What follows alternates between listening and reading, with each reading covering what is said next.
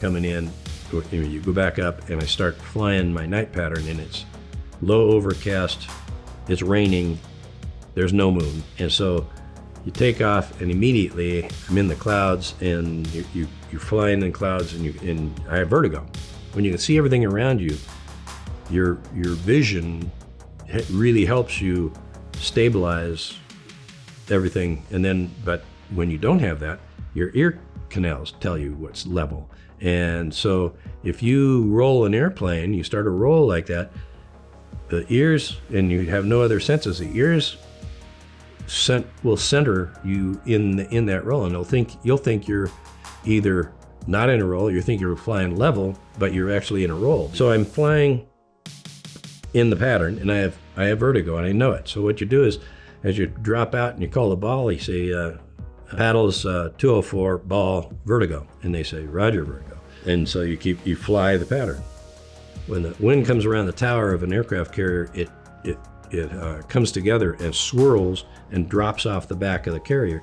And so just as you're approaching, you go through this burble, basically, and it drops the airplane, so you add power to keep it on, and then you have to take the power right off and then put the power back on just to get it on the glide path, keep it on the glide path, and to catch your hook on the cable. So anyway, I'm coming across, and every time I'd come across this maneuver I would be doing, the hook would bounce down, would miss the cables. So I boltered back into the pattern, called vertigo, come into the pattern. As I come down, bolter. I boltered 8 times in a row, and now it's going. And then so the last time now I'm angry, and I'm coming down, and I'm watching the ball, and same thing kind of happens, and I reduce power to, I went water, metal, and I dropped the airplane on it so that it would catch a hook, and I caught the hook. The worst thing you can do is pull power and go and catch the deck, because if you're power back and you land and you miss and you bolter, you're going to go off the end, and you won't have your power up to fly anymore. So anyway, I pulled power, and so the boss said, send him home.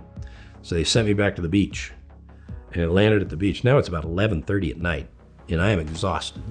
And they call me, okay, Crafty, what do you want to do? I said, I do not want to come back out tonight. They said, Raj. So that was a decision I made, and that was the last time I flew in the Navy. Because I said I didn't want to go back to the carrier that night. Yeah.